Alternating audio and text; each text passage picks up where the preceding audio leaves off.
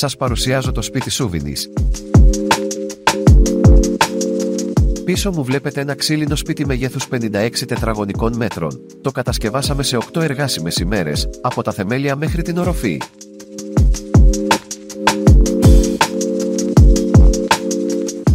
Το σπίτι διαθέτει τοίχους 44 χιλιοστών από πιστοποιημένο σκανδιναβικό ξύλο.